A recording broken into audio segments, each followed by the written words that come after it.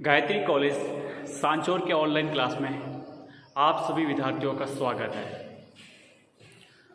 प्रिय विद्यार्थियों नमस्कार। BA third year political science subject के अंतर्गत हम हमारे पेपर अंतर्राष्ट्रीय संबंध के अध्याय राष्ट्र शक्ति के तत्वों का अध्ययन कर रहे हैं। पिछली कक्षा में हमने राष्ट्रीय शक्ति के एक प्रमुख तत्व भूगोल के बारे में अध्ययन किया और ये मैं तो समझा कि किसी भी विदेश नीति में भूगोल की क्या महत्ता होती है, भूगोल का क्या महत्व है। नेपोलियन कहते थे कि किसी भी देश की विदेश नीति उसके भूगोल से निर्धारित होती है। आप समझिए कि हर राष्ट्र ज़्यादा से ज़्यादा शक्ति अर्जित करना चाहता है, अपने हितों की पूर्ति करना चाहता है और ये सभी हितों और शक्ति को प्राप्त करने में उस देश की भूगोल एक महत्वपूर्ण कारक के रूप में अपनी भूमिका अदा करता है। ठीक है, अर्थात कह सकते हैं कि भूगोल राष्ट्रों की शक्ति के लिए एक आधारभूत ढांचा प्रदान करता है। हमने भूगोल के अंतर्गत क्षेत्रफल, जलवायु, भू आकृति अर्थात स्थलाकृति, अवस्थिति, इन सभी के बारे में समझा और स्पष्ट किया कि देश की विदेश नीति में इनका क्या योगदान है। ठीक है, अर्थात जो वर्तमान एक कंसेप्ट है जियोपॉलिटिक्स की कितनी महत्वपूर्ण भूमिका विदेश नीति के निर्धारण में रहती है। इसलिए मैकावर कहते थे कि जो पूर्वी यूरोप पर शासन करेगा वह हृदय स्थल पर अधिकार रखेगा और जो हृदय स्थल पर शासन करेगा वह विश्व द्वीप यानी यूरेशिया और अफ्रीका को नियंत्रित करेगा और जो विश्व द्वीप पर शासन करेगा वो पूरे विश्व पर प्रभुत्व रखेंगे। आप समझिए कितना महत्वपूर्ण भूमिका भूगोल की रहती है। ठीक है, तो उसी प्रकार से आज जो हमारा राष्ट्र शक्ति का अन्य महत्वपूर्ण तत्व है वो है प्राकृतिक संसाधन।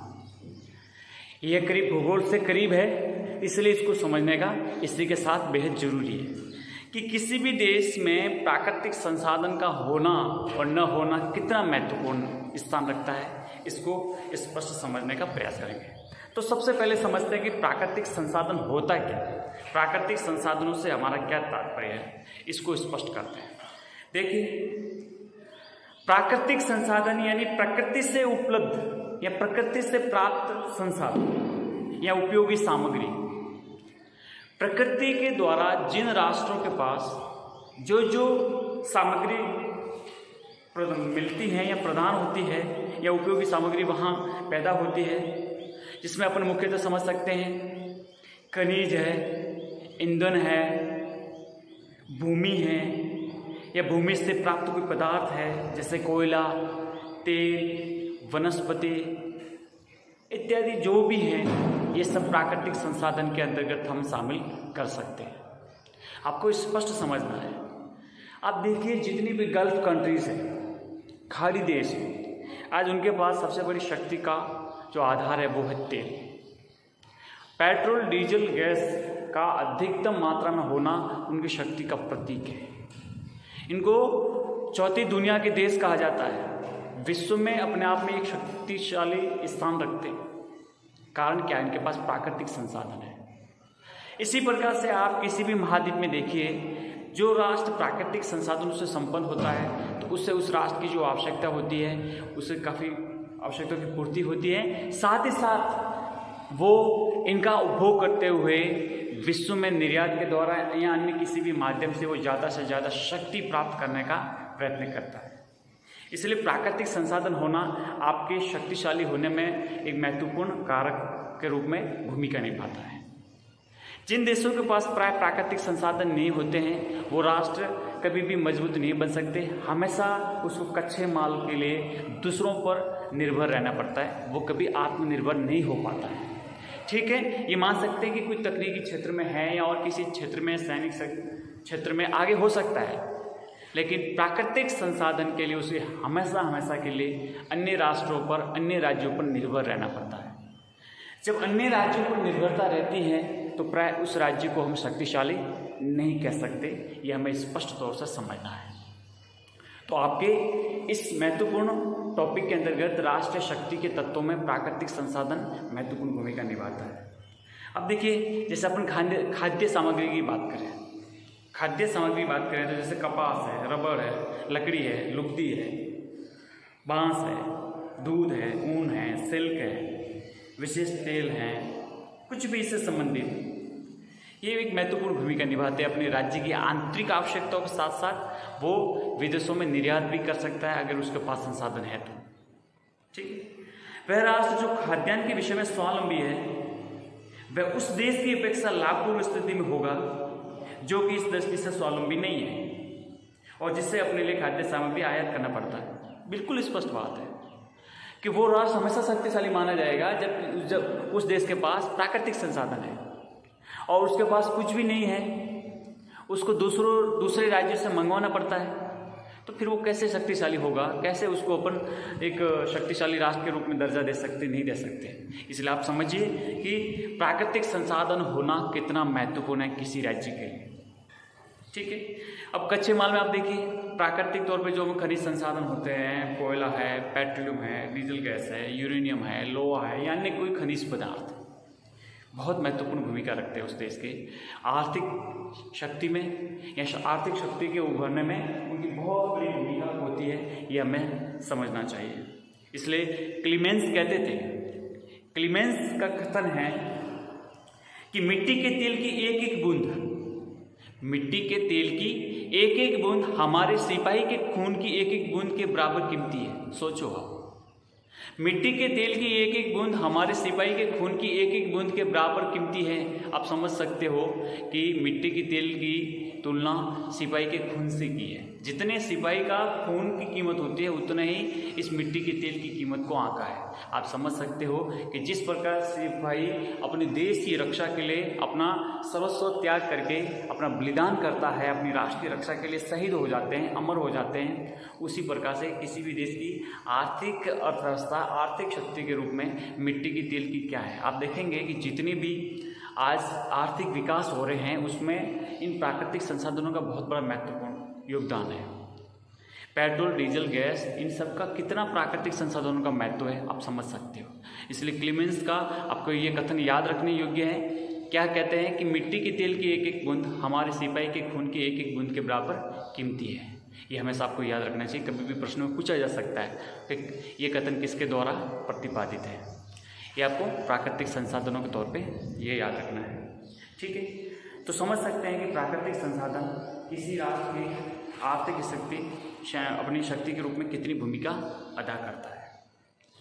अगला जो हमारा राष्ट्रीय शक्ति का तत्व है वो है जनसंख्या। जनसंख्या को समझने का प्रयास करते हैं। देखो, अब जनसंख्या के दो दृष्टिकोण हैं। जनसंख्या न्यून होना भी आपकी शक्ति में कमी दर्शाता है और जनसंख्या एक जरूरत से ज़्यादा या अधिकतम होना भी आपके ऊपर एक भार होता है। तो इस जनसंख्या के बारे में क्या क्या बताया है आप समझिए। एक हमारे विचारक हैं चलाइचर, वो क्या कहते हैं, जब तक उत्पादन और युद्ध के लिए मनुष्यों की आवश्यकता होगी, जब तक उत्पादन और युद्ध के लिए मनुष्यों की आवश्यकता होगी, तब तक यदि अन्य तत्व समान रहे तो जिस राज्य के पास इन दो कार्यों के लिए बड़ी संख्या में लोग होंगे वह सबसे अधिक सामर्थ्यवान होगा। एक बार पुनः रिपीट करूँ, आप समझ सकते हो। जब तक उत्पादन और युद्ध के लिए मनुष्यों की आवश्यकता होगी, तब तक यदि अन्य तत्व समान रहें तो जिस राज्य के पास इन दो कार्यों के लिए बड़ी संख्या में लोग होंगे वह हमेशा सबसे अधिक सामर्थ्यवान होगा। मैंने दो बातें बताई, युद्ध और उत्पादन। युद्ध और उत्पादन के लिए हमेशा किसकी आवश्यकता होती है? मनुष्यों की आवश्यकता होती है, जनता की आवश्यकता होती है, व्यक्तियों की आवश्यकता होती है। ठीक है, तो इन्होंने इतना महत्वपूर्ण बताया है कि उत्पादन और युद्ध के लिए हमेशा मनुष्यों की आवश्यकता होगी और ये पूर्ति कब हो सकती है? जब उसके पास जनसंख्या होगी, अपने पास विशाल जनसंख्या होगी, वही देश आगे सामर्थ्यवान शक्तिशाली के रूप में कदम उठा सकता है। ये हमारे अंतर्राष्ट्रीय राजनीति के एक चिंतक हैं चलाइचर, उन्होंने कहा है। अब एक कदम आगे बढ़ाते हुए क्या कहते हैं, मुसोलिनी क्या कहते थे, मुसोलिनी कहते थे कि बात साफ है, बात साफ है, 9 करोड़ जर्मनों, जर्मन के जो निवासी थे उनको जर्मनों, 9 करोड़ जर्मनों 20 करोड़ स्लावों के सामने 4 करोड़ इटालियनों की क्या हस्ती है। आप समझ सकते हो, ये युद्ध से प्रेरित बात है कि 9 करोड़ जर्मनी के जो लोग हैं और 20 करोड़ जो स्लाव जाति के लोग हैं उनके सामने 4 करोड़ इटालियनों की क्या हस्ती है। ये अपने आप में दर्शाता है कि जनसंख्या होना किसी राष्ट्र के लिए कितना महत्वपूर्ण है, कितना महत्वपूर्ण है। इसलिए ज़्यादा जनसंख्या, ज़्यादा उत्पादकता संकट के दौर में जनसंख्या का बहुत बड़ा उसमें एक भूमिका के रूप में अपना एक महत्वपूर्ण भूमिका या कारक के रूप में वो उपयोगी सिद्ध होते हैं। ठीक है, मॉन्टेस्क्यू कहते थे, और मॉन्टेस्क्यू का बहुत बड़ा प्रसिद्ध कथन है कि राष्ट्रों के नाश करने वाला सबसे सहारा कारण जनसंख्या की निरंतर ह्रास होना है। यानी इन्होंने कहा है कि दुनिया के जो बड़े बड़े राष्ट्र थे उनका जो आज पतन हुआ है, ह्रास हुआ है, उसमें सबसे बड़ा कोई कारण समझ सकते हैं, वो है जनसंख्या का निरंतर कम होना, जनसंख्या का ह्रास होना। जनसंख्या का ह्रास होना राष्ट्र के पतन का कारण हो सकता है, ये मॉन्टेस्क्यू कहते थे। साथ ही उन्होंने ये भी कहा कि ईश्वर सदा विशालतम बटालियनों की ओर है। भगवान ईश्वर हमेशा जिसकी जनसंख्या ज़्यादा होगी भगवान उस तरफ ही रहेंगे। वो उनका मॉन्टेस्क्यू ऐसा कथन था कि आप न्याय में हो, अन्याय में हो, उचित हो, अनुचित हो, कैसे क्या, वो नहीं देखता ईश्वर। ईश्वर ये देखता है कि सबसे ज़्यादा किस तरफ है। ईश्वर भी जिस तरफ ज़्यादा होंगे उस तरफ साथ देंगे, ऐसा मॉन्टेस्क्यू का मानना था। तो क्या कहते हैं कि बड़े बड़े राष्ट्रों के जो पतन का कारण हुआ है उसमें महत्वपूर्ण कोई कारक है तो वो है जनसंख्या का ह्रास होना। जनसंख्या कम हुई तो बड़े बड़े राष्ट्र धराशायी हो गए, बड़े बड़े राष्ट्र बर्बाद हो गए। इसलिए राष्ट्र की जनसंख्या बहुत ही ज़्यादा, मतलब उन्होंने स्वीकारते हैं कि जनसंख्या ज़्यादा होगी तो ये हमेशा जरूरी नहीं है कि हर राष्ट्र युद्ध करता रहेगा, लेकिन ये भी होता है कि शांति काल में वो राष्ट्र अपनी शक्ति बढ़ाने के लिए, अपनी उत्पादकता बढ़ाने के लिए, अपना विकास करने के लिए उस अपनी जनसंख्या को उचित दिशा में लगा करके अपना विकास कर सकता है, अपनी शक्ति को बढ़ा सकता है, अपने हितों की पूर्ति कर सकता है। इसलिए आप इस बात को स्पष्ट समझना कि किसी भी राज्य की जनसंख्या अधिक होना उसकी शक्ति का द्योतक होता है, ये हमें मानना जरूरी होता है। ठीक है, तो इन्होंने इस बात को स्पष्ट किया है कि जनसंख्या होनी चाहिए क्योंकि ईश्वर हमेशा बड़ी विशालतम बटालियनों की ओर होता है। तो अगर हम कम रह गए तो ईश्वर भी हमारा साथ नहीं देगा, ऐसा मॉन्टेस्क्यू का मानना था। ठीक है, तो स्पष्ट तौर से अपन कह सकते हैं कि अधिक जनसंख्या की चेतना से राष्ट्रों के सदस्यों का मनोबल ऊंचा हो सकता है। कभी भी देखो, जिन राष्ट्रों की जनसंख्या कम होती है और अभी युद्ध स्थिति आ जाए, स्थिति या महामारी जैसा कोई रूप आ जाए, तो फिर वो उनमें डर बैठा रहता है कि हम हो सकता है कि सब समाप्त हो जाएंगे, हम युद्ध में हार जाएंगे या और भी कुछ हो सकता है, तो उनका मनोबल गिरा हुआ रहता है। लेकिन जनसंख्या ज़्यादा होगी तो उनको कोई खतरा महसूस नहीं होगा, मनोबल ऊंचा रहेगा, क्योंकि सिपाहियों का, सैनिकों का, जो वॉरियर हैं उनका एक मनोबल ऊंचा रहेगा कि नहीं, देश हमारे साथ है, देश की जनता हमारे साथ है, हमारे देश की रक्षा के लिए हमें सब कुछ करना है। तो हमेशा वो उच्च मनोबल से काम करेंगे तो ये तय है कि विजय भी हासिल होती है और उस दिशा में आगे भी बढ़ते हैं। किसी भी आक्रमणकारी के विरुद्ध निष्क्रिय प्रतिरोध भी सफलतापूर्वक चला सकते हैं, ये भी बिल्कुल स्पष्ट है। ये तभी हो सकता है जब हमारे पास अधिकतम मात्रा में जनसंख्या हो।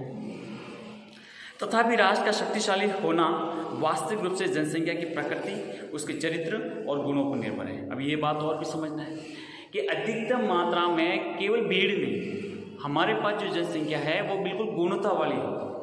उसकी जनसंख्या की प्रकृति, उसके चरित्र और गुणों पर निर्भर होता है कि आप कितने शक्तिशाली हो। क्वालिटी वाली पॉपुलेशन होनी जरूरी है, केवल भीड़ का हिस्सा होने से नहीं। ठीक है, तो बिल्कुल चरित्र गुणों पर वो बिल्कुल निर्भर रहता है कि आप किस तरह से आपका योगदान अपने देश के प्रति है। जैसे एग्जाम्पल के लिए समझ सकते हैं कि राज्य की जनसंख्या में वृद्धों की जनसंख्या अधिक है या युवकों की, पुरुष अधिक है या स्त्री, वहाँ स्वास्थ्य कैसा है, शिक्षा कैसी है, लोग निर्धन हैं या संपन्न, आयु, आर्थिक विकास, ये सभी उससे जुड़े हुए हैं। आई बात समझ में? मतलब ये देखा जाता है कि इस देश में सबसे ज़्यादा जनसंख्या तो है, लेकिन क्या बूढ़े ज़्यादा हैं, क्या युवा ज़्यादा हैं, क्या पुरुष ज़्यादा हैं, क्या स्त्री ज़्यादा है, वहाँ पर शिक्षा कैसी है, वहाँ पर स्वास्थ्य कैसा है, वहाँ पर रोजगार कैसा है, वहाँ की आर्थिक स्थिति कैसी है, हर एक प्रकार से देखा जाता है। तब कह सकते हैं कि सभी गुणताओं को, सभी जो योग्यता होती है उनको पूर्ति करता हो, तो कह सकते हैं कि वास्तव में राज्य कोई शक्तिशाली है। धर्म और भाषा के आधार पर अल्पसंख्यकों की उपस्थिति कभी भी राष्ट्रीय एकता के लिए चुनौती भी उत्पन्न करती है। अब ये भी है कि जहाँ विविधता वाले देश होते हैं उन देशों में प्राय धर्म और जाति के आधार पर जो धर्म या भाषा के आधार पर जो अल्पसंख्यक होते हैं वो भी कभी कभी राष्ट्र की एकता के लिए चुनौती के रूप में उभर सकते हैं। ये जरूरी नहीं होता, लेकिन कहीं कहीं होता है, तो ये भी एक चुनौती के रूप में स्वीकार करना चाहिए। ठीक है, अतः यही कारण है कि भारत और चीन के पास विशाल जनसंख्या है, पर अब अमेरिका और रूस से कमजोर हैं। अधिक जनसंख्या कभी कभी समस्या भी पैदा करता है। देखो, भारत और चीन है विश्व में ऐसे हैं, विश्व की सबसे ज़्यादा जनसंख्या चीन के पास है, उसके बाद भारत है। लेकिन अमेरिका और रूस हमारे क्षेत्रफल में बड़े हैं, भारत से क्षेत्रफल में बड़े हैं, लेकिन जनसंख्या में बहुत पीछे हैं। फिर भी वो भारत से अधिक संपन्न राज्य है, अधिक शक्तिशाली राज्य है। तो उसका कारण क्या है, जो मैंने आपको बताया कि जनसंख्या किस आधार पे है, जनसंख्या की क्या गुणवत्ता है, किस प्रकार का उनको पास शिक्षा, स्वास्थ्य, योग्यता, सब उस पर निर्भर रहता है कि आपकी जनसंख्या वो क्वालिटी वाली है या किस प्रकार से। आपका, जनता का, राज्य के नागरिकों का कितना अपने देश के लिए अपना कार्य है और उनकी क्या उसका फीडबैक है या उनका देश के प्रति क्या भूमिका, कितना योगदान है, ये सब महत्वपूर्ण कारक के रूप में, महत्वपूर्ण एक शक्ति के रूप में बढ़ाने में भूमिका निभाते हैं। तो ये बात हमने स्पष्ट की कि जनसंख्या का ज़्यादा होना, लेकिन गुणवत्तापूर्ण जनता है, जनसंख्या है तो राष्ट्र वो शक्तिशाली होगा। केवल भीड़ है तो राज्य कभी भी इतने मजबूत नहीं बन सकते जितने अन्य राज्य बन सकते हैं। तो आज हमने स्पष्ट किया प्राकृतिक संसाधन और जनसंख्या को, ये राष्ट्र शक्ति के एक तत्वों में क्या भूमिका अपनी अदा करते हैं, इसको स्पष्ट किया।